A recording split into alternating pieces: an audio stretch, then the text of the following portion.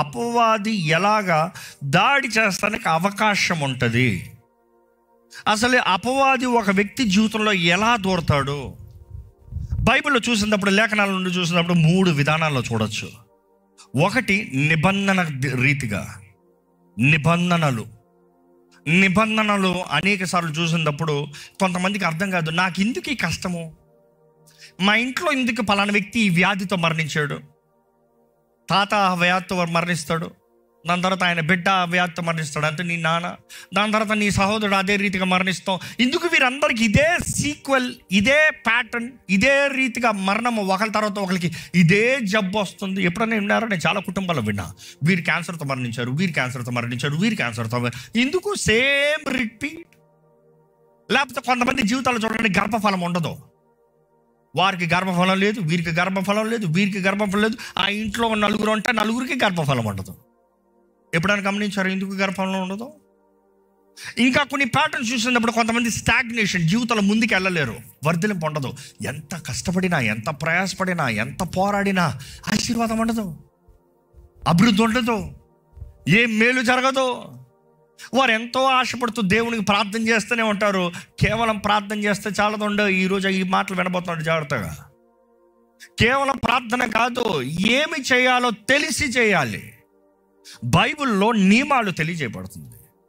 బైబిల్లో ఏ రీతిగా అపవాదిని పోరాడాలో పౌలు అంటాడు, మన సర్వాంగ కవచం ధరించుకునేటప్పుడు అపవాది తంత్రములు ఎరిగిన వారిగా. వాడు ప్యాటర్న్ తెలుసుకోవాలి, వాడు ఏ రీతిగా దాడి చేస్తాడు. దేవుడు అవనే అపవాదం అవనే ప్రాముఖ్యంగా ఒక వ్యక్తి జీవితంలో పని చేయాలంటే నిబంధనలండి. దేవుడు వాక్యంలో కూడా చూడండి, పరిశుద్ధ గ్రంథంలో చదివితే అందరూ నిబంధన. పాత నిబంధనలు మొత్తం చూస్తే, మొత్తం బైబిల్లో చూస్తే 7 ప్రాముఖ్యమైన నిబంధనలు చూస్తాం. అందులో 5 ముఖ్య ఆధారమైన నిబంధనలు చూస్తాం. అందులో చూసినప్పుడు అబ్రహాముతో చేయబడిన నిబంధన, మోషేతో చేయబడిన నిబంధన, దావీదుతో చేయబడిన నిబంధన, ఇంకా నోవాతో చేయబడిన నిబంధన, ఇవన్నీ చూసినప్పుడు ప్రాముఖ్యమైన నిబంధనగా కనబడుతుంది. కానీ వీటన్నిటిలో ఎంతో ఘనమైన నిబంధన అన్నప్పుడు మన యేసుతో చేయబడిన నూతన నిబంధన. అందుకనే బైబిల్ చూసినప్పుడు పాత నిబంధన అంతా పాత నిబంధన, కొత్త నిబంధన. బైబిల్ మొత్తం చూస్తే నిబంధనల పుస్తకం అని పిలవచ్చు. ఏంటంట? నిబంధనల పుస్తకం. అది పాత నిబంధన అయ్యా, ఇది కొత్త నిబంధన అయ్యా. ఈ క్రొత్త నిబంధన చూసినప్పుడు ఎవరితో చేయబడింది? యేసుతో చేయబడింది. అందుకని దినాన్న ఎంతగానో రక్షణ గురించి, బాప్తిసం గురించి, క్రీస్తుతో నిబంధనలో ఉండాలనేది ఎంతో ప్రాముఖ్యంగా తెలియజేయబడింది. ఎందుకంటే ఈరోజు దేవుని దగ్గరకు వచ్చేటప్పుడు, దేవా నాకు ఇది ఇవ్వి, నాకు అది ఇవ్వి, నాకు అది చెయ్యి, నాకు ఇది చెయ్యి, నాకు అది జరిగించు, నాకు ఇది జరిగించి అని అడుగుతున్నాము. కానీ ఆయనతో నిబంధనలో ఉన్నామా అనేది తెలవట్లే. నువ్వు నిబంధనలు లేనంత వరకు అపవాది నేను ఏం పోరాడు. ఎందుకంటే నువ్వు వాడికి బానిసగా ఉన్నావు. పాపమందు పుట్టిన వారందరూ ఆడికి బానిసలే.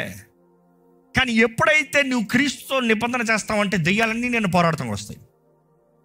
కానీ ఎంతోమంది అపవాదితో పోరాడటానికి శక్తి లేదని తెలిసి దేవుడి దగ్గరికి రారు, అట్టు వెళ్ళరు. చచ్చిన స్టాగ్నేషన్, బంధించబడిన జీవితం, వంగిపోయిన బ్రతుకు, నలిపివేయబడిన బ్రతుకు, డిప్రెషన్ బ్రతుకు, కృంగుదల బ్రతుకులను బ్రతుకుతానికి అంగీకరించేస్తున్నారు. జ్ఞాపకం చేసుకుందాం, ఏ అపవాదికి మనల్ని బంధించి పెడతానికి అధికారం లేదు, నువ్వు అంగీకరిస్తేనే కానీ. బైబిల్ చాలా స్పష్టంగా తెలియజేస్తుంది. ఈరోజు రక్షణ మన ముందు ఉంది, ఈరోజు విడుదల మన ముందు ఉంది, ఈరోజు స్వతంత్రత మన ముందు ఉంది.